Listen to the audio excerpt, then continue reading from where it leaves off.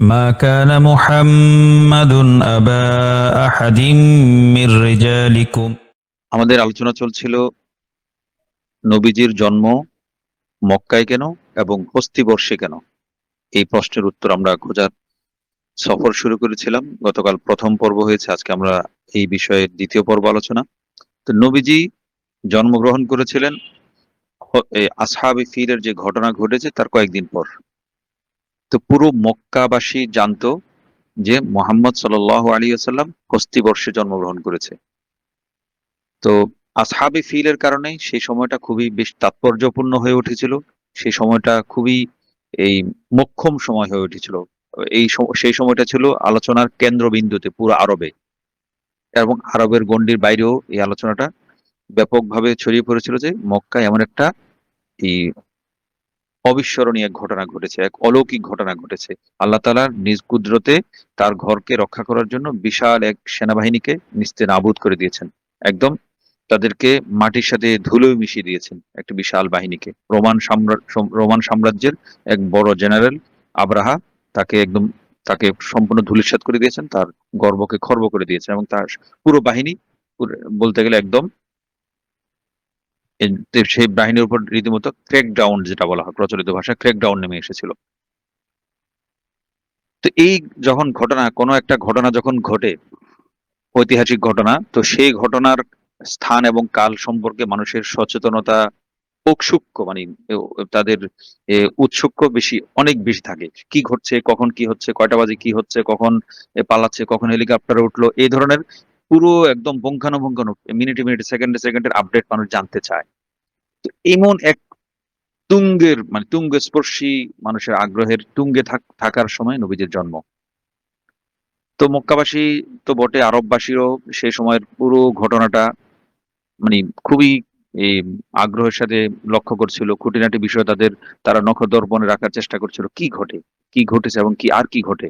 এমন একটা অধীর আগ্রহে তারা প্রতিদিন সারাদিন এটার নিয়ে তারা আলোচনা থাকতো, এই ঘটনাগুলো তাদের তাৎপর্য নিয়ে তারা পর্যালোচনা করতো। তো এমন তুমুল উত্তেজনাকর মুহূর্তে নবীজির জন্ম। দাদা আব্দুল মুত্তালিব গোত্র নেতা, এছাড়া তিনি তো তার এই আব্রাহার সামনে তার অকুতোভয় আচরণ, অবিস্মরণীয় এবং দুঃসাহসিক আচরণ, এর সবার কাছে তাকে হিরো বানিয়ে দিয়েছে। তিনিও আলোচনার কেন্দ্রবিন্দু। এমনি তো তিনি শাসক, মক্কার শাসক। তো শাসক পরিবারের একটা সন্তান জন্মগ্রহণ করেছে। আব্দুল মুত্তালিব অঘোষিত রাজা, রাজার নাতি জন্মগ্রহণ করেছে, এটা একটা আলোচিত বিষয়। এছাড়া মক্কাবাসীর তো এমনি তো বনু হাশিম শ্রদ্ধার পাত্র ছিল। এরপর আব্রাহার সামনে এই আব্দুল মুত্তালিবের নেতা সুলভ সাক্ষাৎ মক্কাবাসীর মনে বাড়তি দাগ কেটেছে। তো এই পরিবারে একটি সন্তান জন্মলাভ করা মানে এমনিতে বিশেষ ঘটনা, তার উপর আবার এমন তাৎপর্যপূর্ণ সময়। তো নানা দিক মিলিয়ে আসহাবে ফিলের সাথে, এই ঘটনার সাথে নবী মোহাম্মদ সাল্লাল্লাহু আলাইহি ওয়াসাল্লামের জন্মটা আষ্টে পৃষ্ঠে ওতপ্রোতভাবে জড়িয়ে গিয়েছিল। তো বড় কোনো ঘটনার গল্প বলতে গেলে আগে পরের সময়ও টেনে আনা, এটাই রেওয়াজ। তো আসহাবে ফিলের ঘটনা বলতে গেলে মোহাম্মদের জন্মের কথা এসে এসে পড়তো। যে ঘটনা ঘটছে তার 2 দিন পরে মোহাম্মদের জন্ম, আব্দুল মুত্তালিবের নাতির জন্ম। এই ধরনের একটা ঘটনা বলতে গেলে আরেকটা ঘটনা, যে তখন যখন হেলিকপ্টার করে পালাচ্ছিল, তখন আমরা আমরা যাত্রাবাড়িতে অবস্থান নিয়েছিলাম, বা আমরা উত্তরা থেকে মিছিল মিছিল নিয়ে অগ্রসর হচ্ছিলাম। তো একটা ঘটনার সাথে আরেকটা ঘটনা কি করে তুঙ্গ স্পর্শী সময়টা, উত্তেজনাকর সময়টাতে মানুষ একটাতে আরেকটার সাথে রিলেট করে। একটা ঘটনা দিয়ে আরেকটা ঘটনা তাকে তারা প্রমাণ করার চেষ্টা করে। এভাবে মোহাম্মদের জন্মটাও আসহাবে ফিলের ঘটনার সাথে জড়িয়ে গিয়েছিল। একই রিল, একটা একটা ধারাবাহিক আলোচনার অংশ হিসেবে বিবেচিত হয়ে গেছিল। তো পিন পতন নীরবতা বলতে যা বোঝায়, একটা কামরা বা কক্ষে এমন নীরবতা যে সামান্য সামান্য একটা পিনও যদি পড়ে সেটার আওয়াজ শোনা যাবে। এই ধরনের পরিস্থিতি অবস্থা বোঝানোর জন্য বলা হয় পিন পতন নীরবতা। তো মক্কায় তখন পিন পতন নীরবতার মতো পরিস্থিতি বিরাজ করছিল। সবার মনোযোগের কেন্দ্রবিন্দুতে মক্কা, সবার উত্তেজনা তখন তুঙ্গে। এমন সময় মোহাম্মদের জন্ম। নতুন কোন যুগ, নতুন কাল, নতুন একটি সময়, নতুন একটি যুগের সূচনার ইঙ্গিতবাহী হওয়াটা, এমনটা মনে হওয়াটাই স্বাভাবিক এই সময়টাতে জন্মগ্রহণ করা। তো আসহাবে ফিলের যে ঘটনা, এই ঘটনাটা যে অবশ্য তাৎপর্যপূর্ণ যে কোনো বিচারে, তবে বিশেষ আরেকটি কারণে এই ঘটনাটা তাৎপর্যমণ্ডিত ছিল। এবং এটা এই জন্য এই ঘটনাটা নবীর দাওয়াতের ক্ষেত্রে বিশাল এক ইতিবাচক ভূমিকা পালন করেছে। নবীদের দাওয়াতে ভবিষ্যতে যে দাওয়াত দিবেন সে দাওয়াতের ক্ষেত্রে একটা রেফারেন্স, একটা এটাকে নবীজি রেফারেন্স হিসেবে ব্যবহার করতেন। এবং আল্লাহ তাআলা কোরআনেই এটাকে রেফারেন্স হিসেবে ব্যবহার করেছেন আসহাবে ফিলের ঘটনাকে। তো নবীজি ভবিষ্যতে আসহাবে ফিলের ঘটনাকে যেভাবে ব্যবহার করেছেন আল্লাহ তাআলা সেটাকে কোরআনে হিসেবে হাইলাইট করেছেন।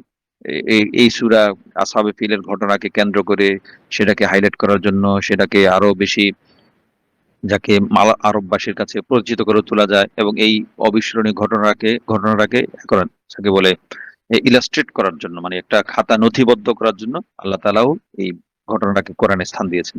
সূরা ফিলে বিসমিল্লাহির রহমানির রহিম আলাম তারা কাইফা ফাআলা রাব্বুকা বিআসহাবিল ফিল আলাম ইয়াজআল কাইদাহুম ফি তাদলিল ওয়া আরসালা আলাইহিম তায়রান আবাবিল তারমিহিম বিহিজারাতিন মিন সিজ্জিল ফাজআলাহুম কাআসফিন মাকুল।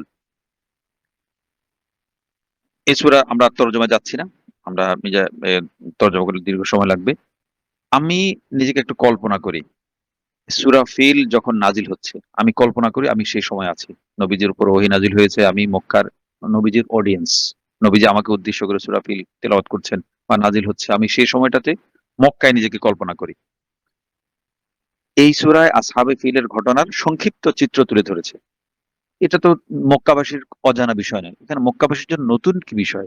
এই ঘটনা তো এ এই সূরায় কি এমন কিছু ছিল যেটা মক্কাবাসীর কাছে নতুন বা মক্কাবাসীকে আল্লাহ তাআলা এই বিষয়টাতে দৃষ্টি আকর্ষণ করার জন্য এই সূরাটা নাযিল করেছেন?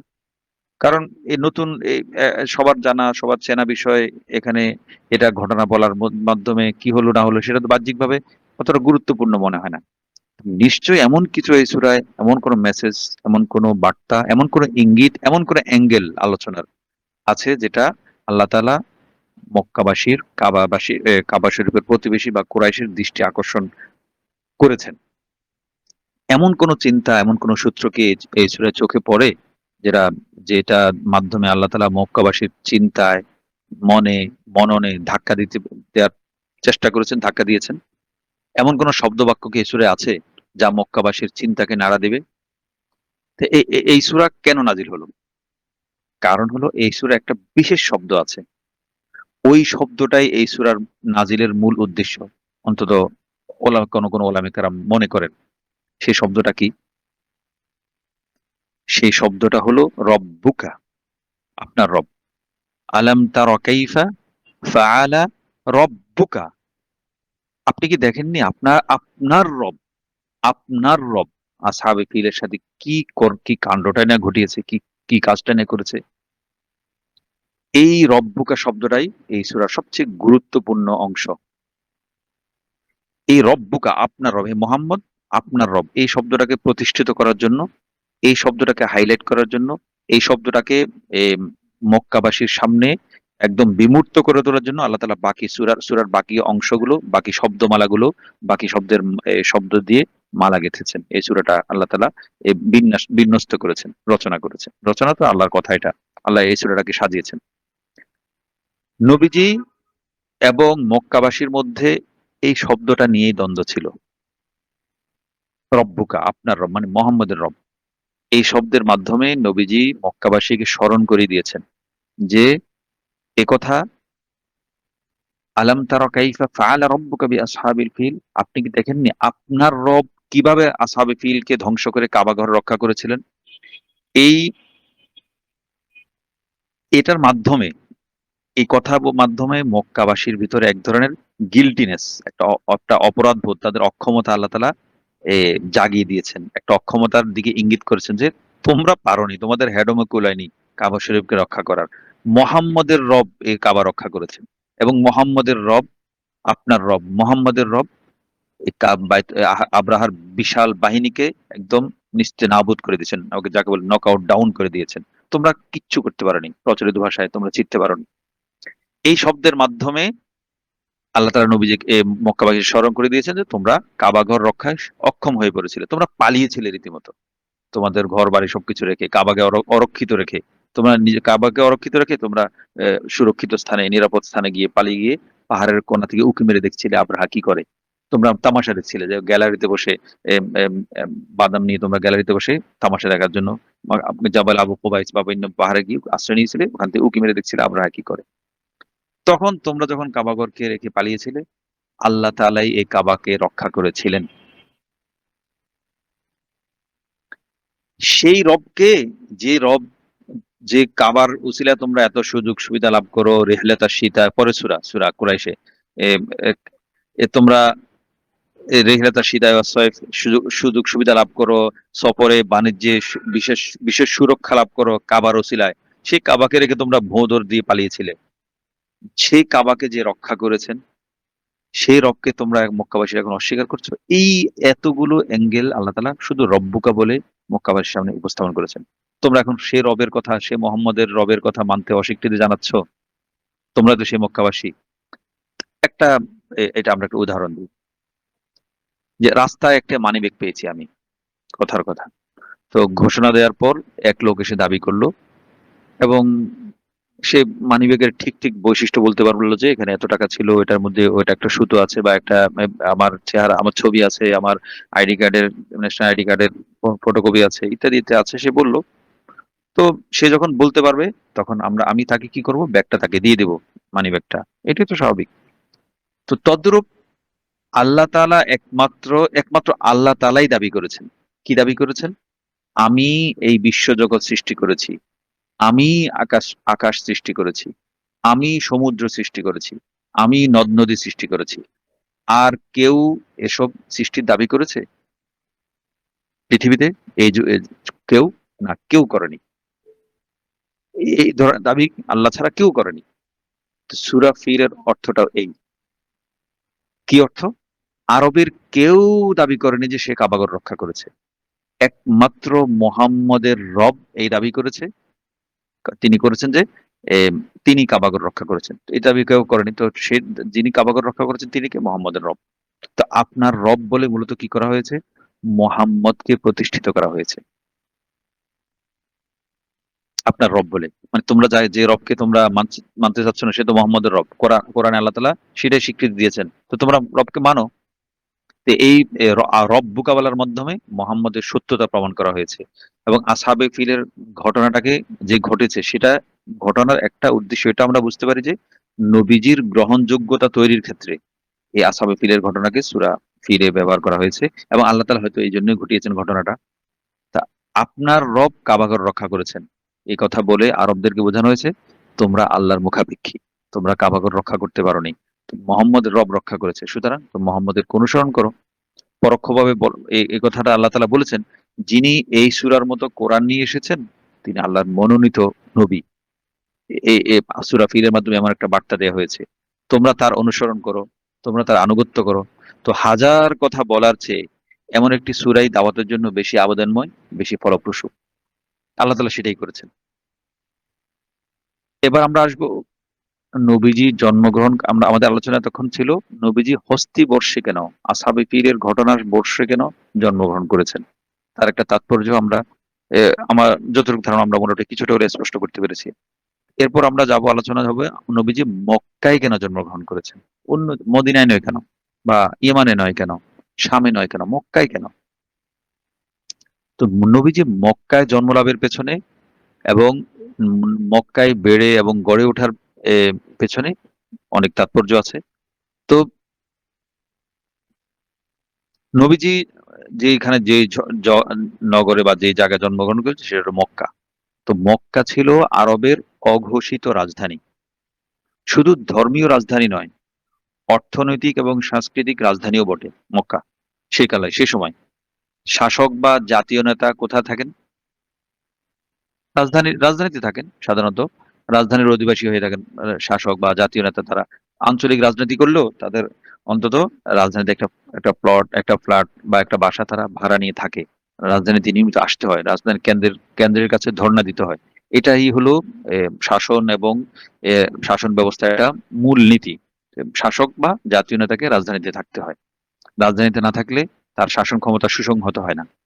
তো অনেক শাসকের আমরা জানি অনেক যারা বড় বড় শাসক ছিলেন তাদের শৈশব কৈশোর বেড়ে ওঠা সবটা গ্রামে। তারুণ্য এবং পরিণত বয়সও তিনি গ্রামে থাকেন। তার রাজনীতি যখন শুরু হয় তিনি রাজধানীর অধিবাসী হয়ে যান। গ্রাম থেকে রাজধানীতে চলে আসেন। তো গ্রামে বা দেশের দূরতম প্রান্তে সার্বক্ষণিকভাবে অবস্থান করে দেশের সর্বোচ্চ নেতা হয়ে ওঠা কঠিন। তো দেশের সেরা মেধা, সবচেয়ে দক্ষ, সবচেয়ে শিক্ষিত জনগোষ্ঠী সাধারণত রাজধানীতেই থাকে প্রচলিত অর্থে। তো জাতীয় নেতাকে গ্রহণযোগ্যতা পেতে হলে কোথায় যেতে হবে? অবশ্যই রাজধানীতে বাস করতে হবে। রাজধানীর বাইরে থেকে জাতীয় নেতা হওয়া কঠিন, প্রায় অসম্ভব। তো নবীজির জন্ম থেকেই জন্ম থেকে রাজধানীর যাবতীয় সুযোগ সুবিধা তিনি পেয়ে গেছেন। ছোটবেলা থেকে তিনি মক্কায় নানা দিক থেকে আগত নানান মানুষের সংস্পর্শে এসেছেন। পুরো আরবের রসম রেওয়াজ, সাহিত্য, সংস্কৃতির সাথে পরিচিত হয়েছেন। তো মক্কায় একই সাথে দুটি বিষয়ের সমন্বয় ঘটেছে মক্কা তৎকালীন নবীজির যুগে মক্কা। এক, দুটি বিষয়ের সমন্বয় কি? একটা হলো মক্কার হাতে ধর্মীয় নেতৃত্ব ছিল। এই ধর্মীয় নেতৃত্বের সুবিধাটা আরবের অন্য কোনো অঞ্চলে ছিল না। এবং মক্কার বাইরে অন্য কোনো গোত্রের কাছেও এই ধর্মীয় নেতৃত্ব ছিল না। যেটা মক্কায় ছিল, কুরাইশের হাতে ছিল। এটা ছিল একটি তাৎপর্য, এই দুটি বিষয়ের একটি। আরেকটি বিষয় ছিল মক্কা অর্থনৈতিক কেন্দ্রভূমি ছিল। অর্থনৈতিক কর্মকাণ্ডের, কার্যক্রমের ব্যবসায়িক কেন্দ্রবন্দী হাব যেটাকে বলি, আরবের ব্যবসায়িক হাব ছিল।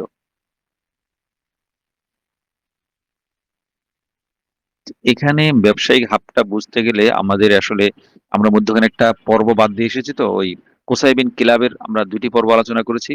তার আরো ৩য় পর্বটাতে অনেক তাৎপর্য চমকপ্রদ ঘটনা গল্প আছে। আমরা ওই হিন্দ বিনতে ওতবার ঘটনা বলতে গিয়ে আমরা মধ্যখানে একটা কাট করে এখানে চলে এসেছি। আমরা ইনশাআল্লাহ এই সামনে এই পর্ব শেষ হলে আমরা ওই কোসাই বিন কিলাবের পরিবারের ৩য় অংশটা পড়লে মক্কা কিভাবে অর্থনৈতিক কেন্দ্রভূমি ছিল, কোসাই বিন কিলাব এবং হাশিম কিভাবে মক্কাকে কেন্দ্রভূমি বানিয়েছিলেন, চমকপ্রদ অত্যন্ত মানে একটা মুগ্ধকর ঘটনা। আমি খুব আগ্রহ করে এই বিষয়টা নোটগুলো তৈরি করেছি।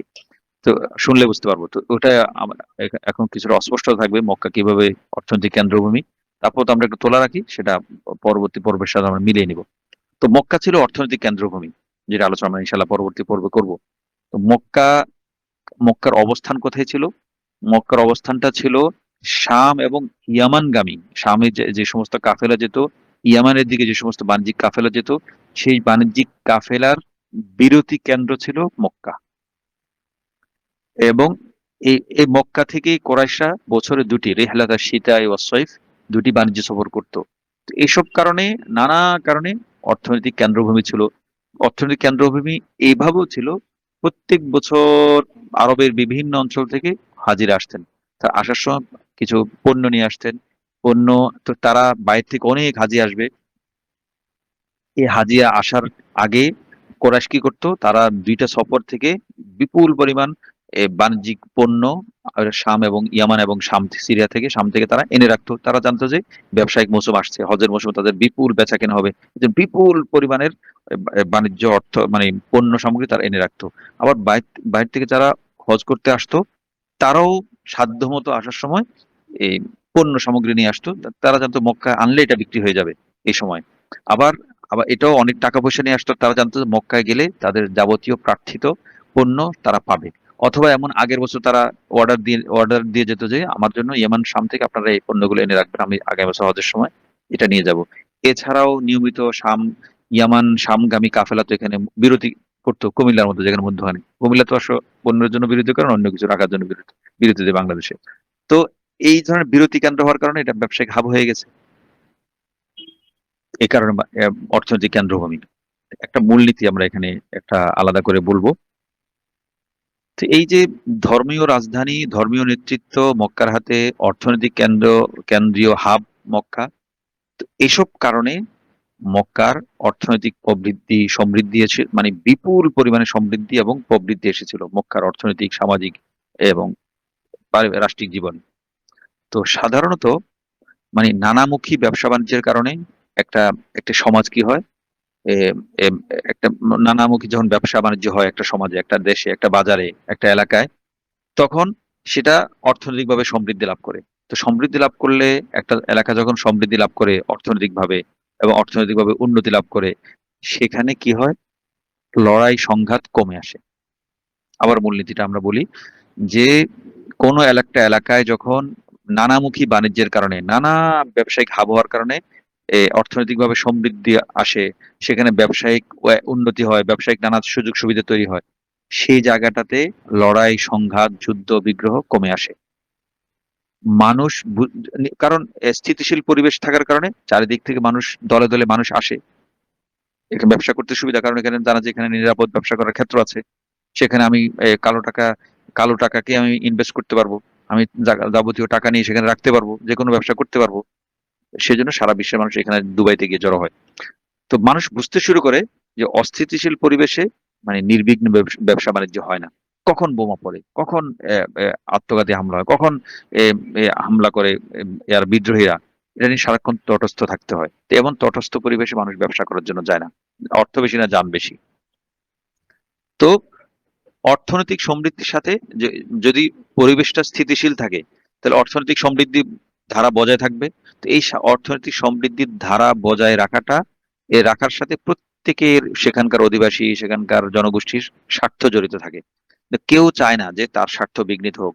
সবাই প্রাণপণ চেষ্টা করে যে এই তাদের এলাকায় ব্যবসা বান্ধব পরিবেশ বজায় রাখতে। এখন এই যে কয়েকদিন আগে পেহেলগাঁওতে যে হামলাটা হলো কাশ্মীর, এখন কি করছে কাশ্মীরের যারা ট্যাক্সি চালক, বিভিন্ন শিকায়া চালক, যে নৌকাগুলো, শিকারা বলে নৌকাগুলোকে, বিশেষ নৌকা, যে ডাল লেকে লেকে যে নৌকাগুলো চলে, তো তারা কি করছেন এখন? এই যে আজ গতকালের সংবাদ, আজকের সংবাদ, তারা ভাড়া নিচ্ছেন না। যারা পর্যটক আসছেন, তাদেরকে বিনা ভাড়া এখান থেকে ওখানে নিয়ে যাচ্ছেন। কারণ কি? ওই যে এখন যে সূত্রটা বললাম, সবাই চায় তাদের এলাকাটা একটা স্থিতিশীল থাকুক। অস্থিতিশীল হলে ব্যবসা-বাণিজ্যে ধস নামে, পর্যটক ধস নামে, এবং নানা ধরনের অর্থনীতির মাত্রা কমতে থাকে, লাভের মাত্রা কমতে থাকে যখন অস্থিতিশীল পরিবেশ হয়। এজন্য কাশ্মীরটা এগুলো এখন এই গত কয়েকদিনের একদম প্রকৃষ্ট প্রমাণ যে তারা প্রাণপণে চেষ্টা করছে যে আবার স্বাভাবিক অবস্থায় ফিরিয়ে আনতে, এবং পর্যটকদেরকে সর্বোচ্চ খুশি রাখার চেষ্টা করছে। এটা ছিল একটা মূলনীতি। এখন আমরা পুঁজিবাদের একটা ধর্ম বলবো। পুঁজিবাদ। এই যে পুঁজিবাদের ধর্ম কি? পুঁজিবাদী রাষ্ট্র যেগুলো আছে, সেগুলো সম্পর্কে একটা কথা প্রচলিত, বহুল প্রচলিত। সত্য মিথ্যা বা সঠিক মিথ্যা সেটা পরের কথা। মানে প্রচলিত আছে। সেটা হলো, একটি পুঁজিবাদী রাষ্ট্র কখনো আরেকটি পুঁজিবাদী রাষ্ট্রের সাথে যুদ্ধে জড়ায় না। এমন একটা কথা প্রচলিত আছে। কারণ পুঁজিবাদের হাত ধরে শান্তি, সৌহার্দ্য, সম্প্রীতি এবং সমৃদ্ধি আসে, প্রবৃদ্ধি আসে অর্থনৈতিক দেশের। তো এই নিয়ে পুঁজিবাদের যারা প্রবক্তা, তারা কিন্তু গর্ব করে। এবং পুঁজিবাজার চাঙ্গা রাখতে হলে, শেয়ার বাজার, স্টক এক্সচেঞ্জ মার্কেট চাঙ্গা রাখতে হলে পারস্পরিক যুদ্ধ বিগ্রহ যতটা সম্ভব মানে এড়িয়ে চলে তারা, পুঁজিবাদী রাষ্ট্রের যারা নেতা তারা। যুদ্ধের কারণে পুঁজির লেনদেন ব্যাহত হয়। এ, এবং এর বিপরীতে সমাজতন্ত্র বা অন্য যে মতামতের ভিত্তি করে যে রাষ্ট্রগুলো প্রতিষ্ঠিত, সেগুলো কিন্তু ব্যতিক্রম। আমরা দেখবো সমাজতান্ত্রিক রাষ্ট্রগুলোতে যুদ্ধ বিগ্রহ লেগেই থাকে। মানে যখন সমাজতন্ত্র তাদের উত্থানের তুঙ্গে ছিল, রাশিয়া, পূর্ব ইউরোপ ইত্যাদি, ভিয়েতনাম বা কমিউনিস্ট শাসিত যে রাষ্ট্র, সেখানে কোনো না কোনো ভাবে যুদ্ধ বিগ্রহ লেগে থাকতো। সেই তুলনায় ইউরোপে দুটো বিশ্বযুদ্ধ হয়েছে, এর বাইরে তাদের নিজেদের মধ্যে পুঁজিবাদী রাষ্ট্রের যে একদম ছুতিকাগার, সেই সমস্ত জায়গায় ওই সমাজতান্ত্রিক রাষ্ট্রগুলো যখন যুদ্ধে লিপ্ত ছিল, সেই সময়টা পুঁজিবাদী রাষ্ট্রগুলোর নেতারা, তাদের মধ্যে অন্তত যুদ্ধ হয়নি। দুইটা বিশ্বযুদ্ধ বাদ দিলে বড় ধরনের উল্লেখযোগ্য কোনো যুদ্ধ হয়নি। তাদের অর্থনীতি স্টেবল ছিল। তো পুঁজিবাদীদের এই দাবি হয়তো সঠিক না যে তাদের বিরুদ্ধে তাদের দেশে যুদ্ধ বিগ্রহ লাগে না, এটা শতভাগ সঠিক না, কিন্তু এবং পুরোপুরি আবার অসত্যও না। কারণ কথাটা এটা তো আমরা সবাই মানবো, লাভজনক ব্যবসায়িক সম্পর্ক টিকিয়ে রাখতে হলে পরিস্থিতি স্থিতিশীল রাখা জরুরি, এবং পরিস্থিতি স্থিতিশীল রাখার ব্যাপারে সবার সচেষ্ট হতে হয়। এবং সংশ্লিষ্ট সবগুলো পক্ষ চায় তাদের অবস্থা, তাদের দেশের অবস্থা পরিস্থিতি স্থিতিশীল থাকুক, একদম স্বাভাবিক থাকুক, স্টেবল থাকুক, এটা সবাই চায়। তো পুঁজিবাদীর দাবি সঠিক, শতভাগ সঠিক না হলেও পুরোপুরি মিথ্যা না। আমরাও চাই আমাদের দেশে একটা স্থিতিশীল পরিবেশ থাকুক, এটা উন্নয়নের ধারা অব্যাহত থাকুক। হরতাল ইত্যাদি ইত্যাদি করলে দেশের অবস্থা এমনি 12টা বেজে যায়। তো দুটি দেশ, মানে দুইটা দেশের মধ্যে যখন শিল্প, বাণিজ্য সব বিভিন্ন ধরনের স্বার্থ থাকে, এবং দুটি দেশ যখন নানা চুক্তিতে আবদ্ধ থাকে, তখন এক দেশ কোনোভাবে চায় না যে আরেক দেশের অর্থনৈতিক বা রাজনৈতিক পরিস্থিতির অবনতি ঘটুক। এটা চায় না। সে চায় যে অন্য দেশের অবস্থা ঠিক থাকলে তার ব্যবসা বাণিজ্য হবে, তার ব্যবসা ঠিক থাকবে। কাতারের কথা ধরা যাক। আমরা মূল সূত্র কি বললাম? মূল সূত্র এটা জেনেছি, দুটি দেশের মধ্যে যখন বাণিজ্যিক স্বার্থ এবং বহুমুখী চুক্তি, নানা ধরনের লেনদেনের বিষয় থাকে, তো ওই দুটি দেশের কোন একটা দেশ চায় না তার অন্য দেশের অবস্থা অবনতি ঘটুক। এটা ছিল একটা মূল কথা। এবার আমরা কাতারের উদাহরণ নিয়ে নিয়ে আসি। কাতারের উপর কি করেছিল সৌদি আরব? সর্বাত্মক অবরোধ আরোপ করেছিল। তো অবরোধ আরোপ মোহাম্মদ বিন সালমান ক্ষমতায় এসেই। তো তুরস্ক দেখলো, তুরস্ক এবং ইরান ছিল কাতারের বন্ধু, মানে বাণিজ্যিক বন্ধু আর কি, স্বার্থ বা আদর্শগত না। তো তারা দেখলো কাতারের ক্ষতি হলে তাদেরও ক্ষতি, কারণ কাতার যদি অর্থনৈতিক অবরোধের মুখে বিপর্যয়ের সম্মুখীন হয়, তাহলে তারাও যে কাতারে যে বিলিয়ন বিলিয়ন ডলার ইয়া করছে, রপ্তানি করছে পণ্য ইত্যাদি নানা ধরনের কাঁচামাল শাকসবজি, ইরান রপ্তানি করে, তুরস্ক অনেক এ, অনেক ধরনের মাল মশলা, ইলেকট্রনিক্স তুরস্ক এই কাতারে রপ্তানি করে। তো এখন কাতারও যদি বিপর্যয় হয়, কাতারের ক্ষতি হলে তাদেরও ক্ষতি। ঠিক, কারণ কাতারের সাথে ইরান এবং তুরস্কের নানা ধরনের স্বার্থ সংশ্লিষ্ট চুক্তি আছে, ব্যবসায়িক লেনদেন আছে। তখন কি করলো? তড়ি ঘড়ি করে তুরস্ক এবং ইরান সর্বাত্মক সহযোগিতা নিয়ে, এমনকি তুরস্ক তো সেনাবাহিনী পর্যন্ত পাঠিয়েছে, মানে এই কাতারের সহযোগিতায় এই সম্ভাব্য সৌদি আক্রমণ ঠেকানোর জন্য। তো এখন অবশ্য আমাদের দেশের সেনাবাহিনী নিয়ে আরো একটা আলোচনা চলছে কাতারের সাথে। তো তুরস্ক ইরান সে সময় কি করেছে? সর্বাত্মক সহযোগিতা নিয়ে কাতারের পাশে দাঁড়িয়েছে। তো কাতার কাতার সৌদি আরব শত চেষ্টা করে কাতারকে কোণঠাসা করতে পারে, মানে কিচ্ছু করতে পারে এই দুই দেশের কারণে।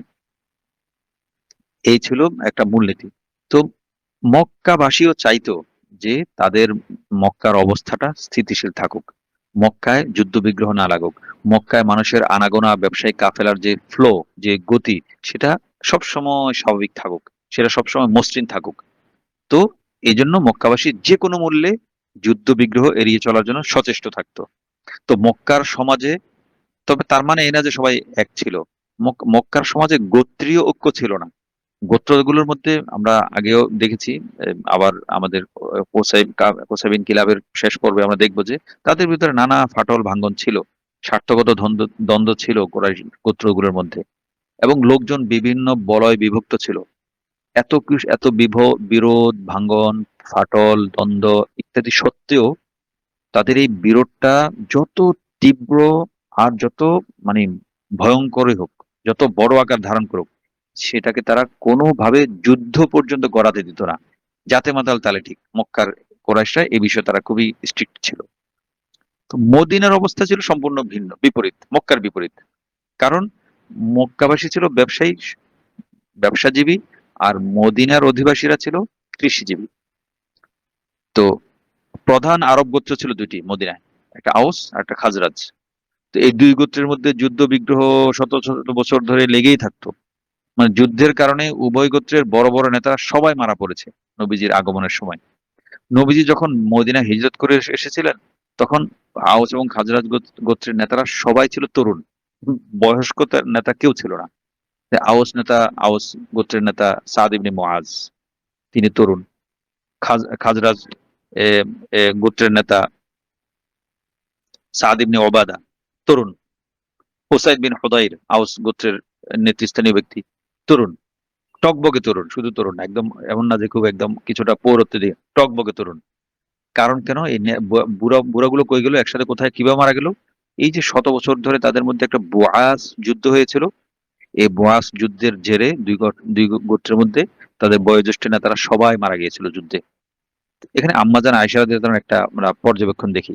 তিনি বলেছেন এই বুআস যুদ্ধ সম্পর্কে, এবং তার সামাজিক এ, বিষয়ে তার গভীর দৃষ্টিভঙ্গিটা দেখি, তিনি সমাজকে কিভাবে দেখেন। আম্মাজান আয়েশা: কানা ইয়াউমু বুআসা ইয়াওমান কদ্দামাহু আল্লাহু লিরাসূলি ফাকাদিমা রাসূলুল্লাহ সাল্লাল্লাহু আলাইহি ওয়াসাল্লাম ওয়া ক্বাদ ইফতারাকা মালাউহুম ওয়া কুতিলাত সারাওয়াতুহুম ওয়া জুররিহু ফাকাদ্দামাহু আল্লাহু লিরাসূলিহি ফি দুখুলিহিম ফিল ইসলাম। বুআস যুদ্ধ ছিল এমন একটা ঘটনা, এমন যুদ্ধ, যা আল্লাহ তাআলা তার রসুলের মদিনায় আগমনের পূর্বে ঘটিয়ে ফেলেছিলেন। এটা হলো আম্মাজান আয়েশার পর্যবেক্ষণ, ব্যক্তিগত তার এই সমাজ বীক্ষণ যেটাকে আমরা বলতে পারি, রাষ্ট্রবীক্ষণ। তিনি রাষ্ট্রকে বোঝার চেষ্টা করছেন। রাষ্ট্রকে তিনি কিভাবে বিবেচনা করেন, বিশ্লেষণ করেন, সেটা তার রাষ্ট্রবুদ্ধি, রাষ্ট্রচিন্তা, তার সমাজ চিন্তা এবং সমাজকে বিচার বিশ্লেষণের চিন্তা, একটা দক্ষতা, একটা ছাপ আমরা এখানে দেখতে পাই। প্রকৃষ্ট নমুনা। তো এরপর বাক্য তিনি বলেছেন আম্মাজান আয়েশা, রাসূলুল্লাহ সাল্লাল্লাহু আলাইহি ওয়াসাল্লাম যখন মদিনা আগমন করলেন, তখন সেখানকার মানে সেখানে যারা ছিল, যারা গণ্যমান্য বড় এবং নেতৃস্থানীয় ব্যক্তিবর্গ নানা দলে উপদলে বিভক্ত হয়ে পড়েছিল। তখনকার যারা নেতা ছিল এবং তাদের নেতৃস্থানীয় ব্যক্তিদের বড় একটা অংশ যুদ্ধে নিহত এবং আহত হয়ে পড়েছিল। তো এই জন্য এই অবস্থা এবং ভঙ্গুর পরিস্থিতিতে আল্লাহ তাআলা ইসলাম গ্রহণকে, আল্লাহ তাআলা তার রসুলের জন্য, ইসলামের প্রচারটাকে তার রসুলের জন্য অনুকূল করে দিয়েছেন। মানে আম্মাজান আয়েশার বিশ্লেষণটা দেখি, কি অসাধারণ বিশ্লেষণ। তিনি রসুলের এই মদিনাতে ইসলামের প্রচারটা এতটা সহজ কিভাবে হলো, আমাদের প্রখর পর্যবেক্ষণ শক্তিতে সেটা ধরা পড়েছে। অন্যরাও বুঝতে পেরেছেন, কিন্তু এই বিষয়ে আমাদের হাদিসটা খুবই গুরুত্বপূর্ণ এটা। এবং যুদ্ধের যে আর্থসামাজিক ক্রিয়া প্রতিক্রিয়া কি হতে পারে এবং সেটার প্রভাব কোথায় গিয়ে ঠেকতে পারে, আমাদের দৃষ্টিতে সেটা ধরা পড়েছে। ছোট্ট কয়েকটা লাইনে তিনি সেটা তিনি ফুটিয়ে তুলেছেন। তার ভিতর, তার মনের গভীর চিন্তা, গভীর দার্শনিকতা, যে একটা ভিতরে কাজ করতো সবসময়, গভীরভাবে তিনি চিন্তা করতেন, তার চিন্তার একটা নমুনা এটা এই হাদিস। এটা বুখারী শরীফের হাদিস, ৩৫০৩ নম্বর হাদিস এটা। তো আম্মাজান আয়েশা এই হাদিসের মাধ্যমে যে দাওয়াতের কোন কোন ক্ষেত্রটা দাওয়াতের অনুকূল, কোন ক্ষেত্রটা দাওয়াতের প্রতিকূল, এই বিষয়ে তিনি সম্মুখ ও ওয়াকিবহাল ছিলেন আম্মাজান আয়েশা। এবং নবীজির সংস্পর্শে এই মহিষী নারীটা কি অসামান্য উচ্চতায় আরোহণ করেছিলেন। মানে এই ধরনের তার কিছু ঘটনা, কিছু উক্তি, কিছু পর্যবেক্ষণ, কিন্তু অনেক জ্ঞানী ছিলেন। এই একটা ঘটনা, এই একটা হাদিসের মাধ্যমে তার অনেক গভীর রাষ্ট্রবিজ্ঞান বা সমাজ বিজ্ঞানের, মানুষের মনস্তত্ত্ব বোঝার ক্ষমতাটা এই বোঝা যায়, এখান থেকে ফুটে ওঠে। যাক, এটা এটা প্রাসঙ্গিক আলোচনা। আমাদের আয়েশার আলোচনা এখানে আমাদের প্রাসঙ্গিক না। তো তো সেই সময় মদিনায় তো সব বুড়োগুলো তো মারা গেছে যুদ্ধ মারামারি করে, কামড়াকামড়ি করে। তবে একজন শুধু বয়স্ক লোক ছিল মদিনায় সেই সময়টাতে। সে লোকটাকে, সেই কুখ্যাত লোক আব্দুল ইবনে উবাই, মুনাফিক সর্দার। তো তার সমবয়সী আর কেউ ছিল না। তো সেই মূলত মক্কার মুকুটহীন সম্রাটে সম্রাটে পরিণত হয়েছিল। বাস্তবে তাই। মানে মক্কা যেহেতু সেই বয়স্ক এবং জ্ঞানী, বা তার অনেক যোগ্যতা ছিল, বাস্তবে ছিল আব্দুল উবাইর। তো সবাই কি করলো, এ সে সবাইকে এমন কনভিন্স করতে সক্ষম হলো, সবার মধ্যে ভিতরে তার তার ব্যক্তিত্ব, তার গ্রহণযোগ্যতা সে প্রতিষ্ঠিত করতে সক্ষম হয়েছে।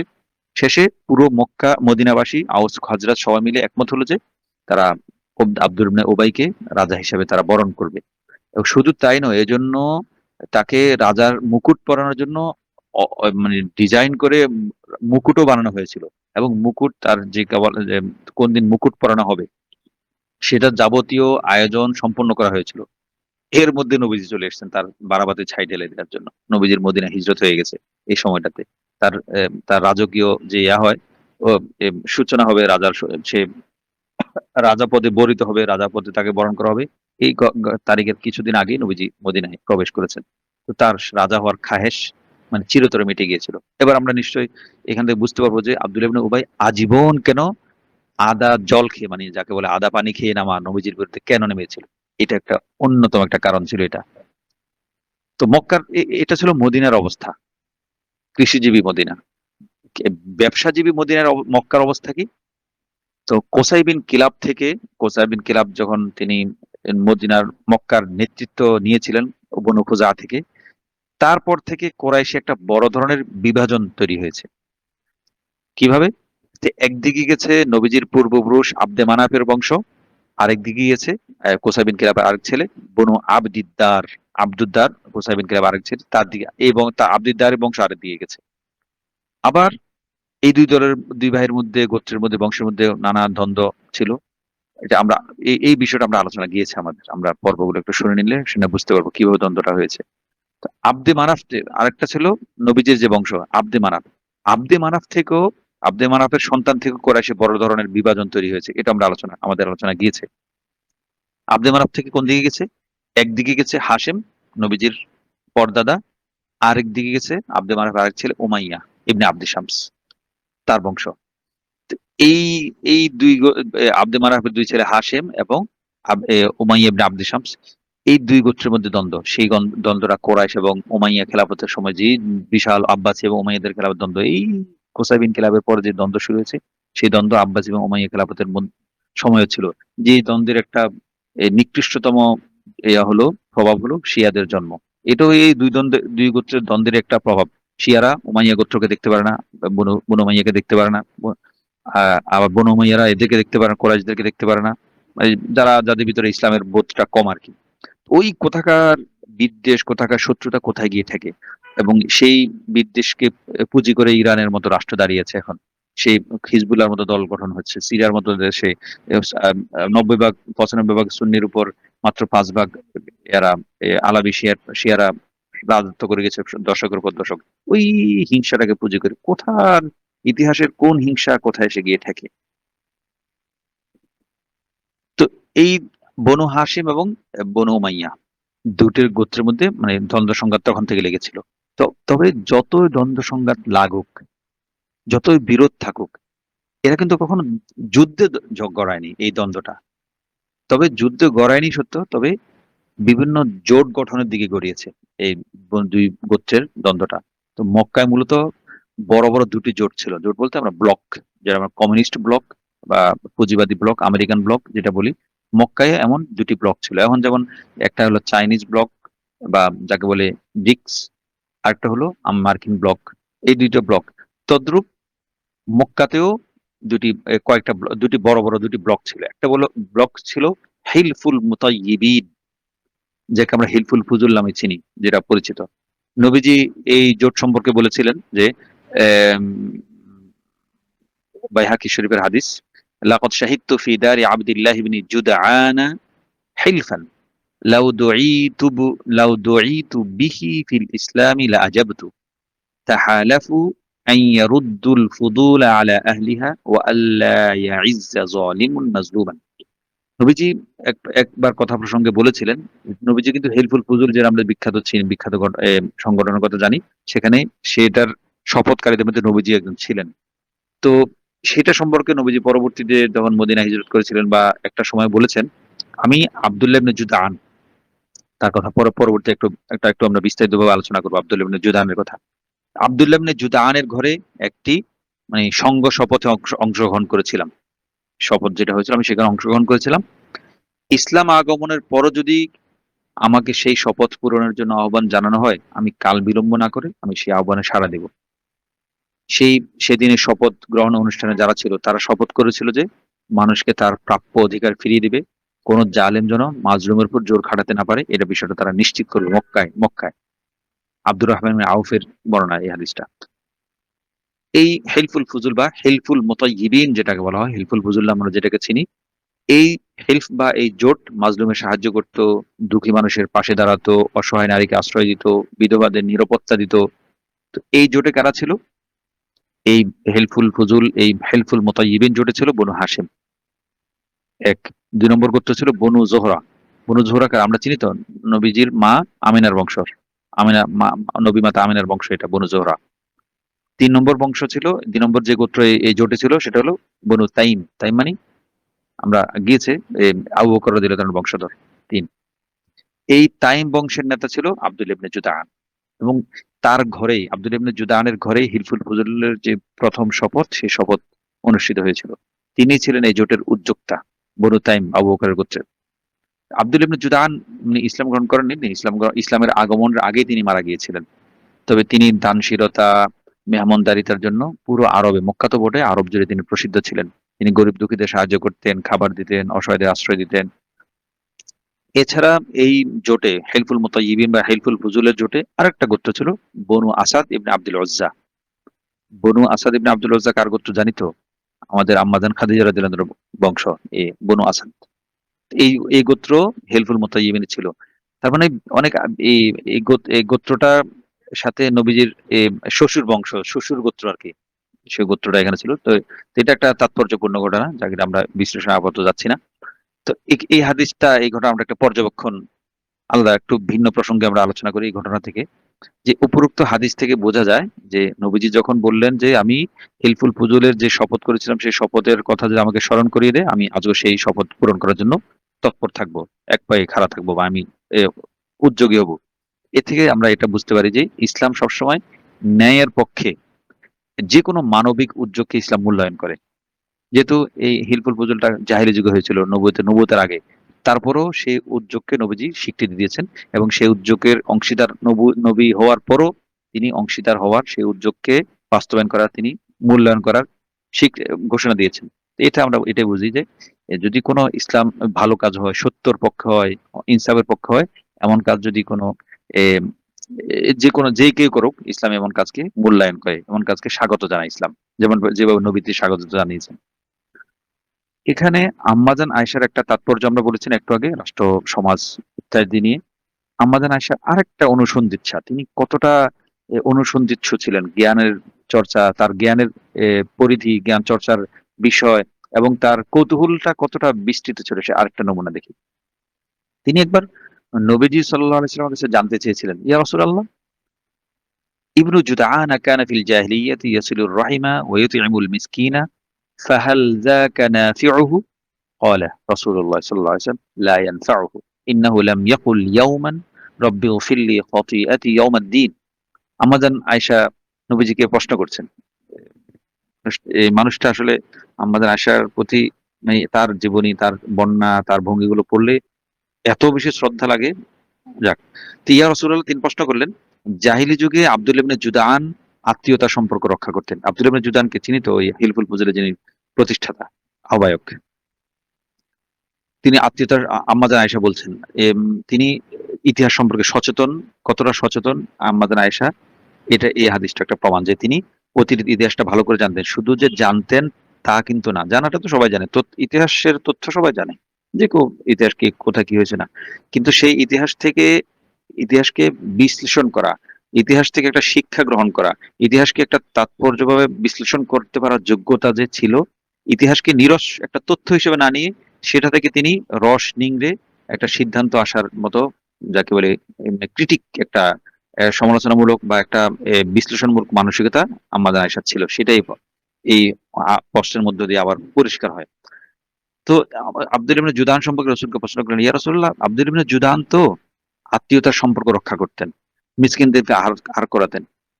তার যে এইসব কাজ, তিনি তো ইসলাম গ্রহণের আগে তিনি মারা গিয়েছেন, ইসলাম আসার আগে মারা গিয়েছেন। তার এই কাজগুলো কি আখিরাতে কাজে আসবে? রাসূলের উত্তর, জি না, কাজে আসবে না। লা লা ইয়ানফাউহু। কেন? নবীজি যুক্তি দিয়েছেন কেন কাজে আসবে না। আব্দুল্লাহ ইবনে জুদান এত এত অসাধারণ কাজ করেছেন, তার কাজের সাথে নবীজিও সঙ্গী ছিলেন, নবীজিও তার সাথে শপথ গ্রহণ করেছেন, এবং তার ভালো কাজের স্বীকৃতি সবাই জানতো। আম্মাজানও এখানে হাদিসে বললেন যে তিনি এই করতেন। এরপরও কেন তিনি উপকার হবে না? নবীজির যুক্তি হলো কাজে আসবে না। কারণ কারণ ইন্নাহু লাম ইয়াকুল ইয়াওমান, আব্দুল্লাহ ইবনে জুদান কোনদিন বলেননি যে ইয়া রব্বি ইগফিরলি খতিআতি ইয়াউমিদ্দিন, হে আমার রব, আপনি প্রতিদান দিবসে আমার গুনাহ মাফ করে দিয়েন। এটা মুসলিম শরীফের হাদিস, 214 নম্বর হাদিস। তো এখানে আমরা এই হাদিসটাকে আমরা একটু বিশ্লেষণ করি। তো ভালো কাজ আল্লাহ তাআলার কাছে গৃহীত হওয়ার জন্য, নেক আমলটা আল্লাহ তাআলার কাছে দান, সদকা, খয়রাত ইত্যাদি গৃহীত হওয়ার জন্য প্রধান শর্ত হলো আল্লাহ এবং রাসূলের প্রতি ঈমান আনা। জান্নাতে প্রবেশ করতে হলে, জাহান্নাম থেকে মুক্তি পেতে হলে আল্লাহ ও রাসূলের প্রতি ঈমান আনতে হবে। আব্দুল্লাহ ইবনে জুদআন আল্লাহর প্রতি ঈমান আনেননি, আখিরাতে বিশ্বাস করতেন না, তিনি কাফের ছিলেন। তো কাফেরের ভালো কাজ পরকালে গৃহীত হয় না।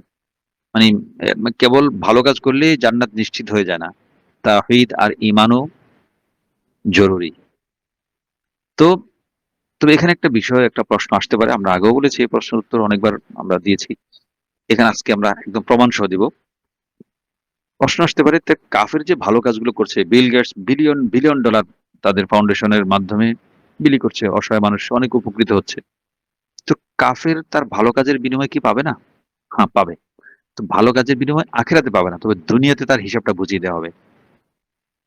আনাস বিন মালিক রাদিয়াল্লাহু তাআলার একটা হাদিস, মুসলিম শরীফের ৬৮৩৩ নম্বর হাদিস আছে, ইন্নাল্লাহা লা ইয়াজলিমু মুমিনান হাসানাতান ইউতি বিহা ফিদ দুনিয়া ওয়া ইউজজি বিহা ফিল আখিরাহ ওয়া আমাল কাফির فيطعم بحسنات ما عمل بها لله في الدنيا حتى إذا أفضى إلى الآخرة لم يكن له حسنة يجزى بها।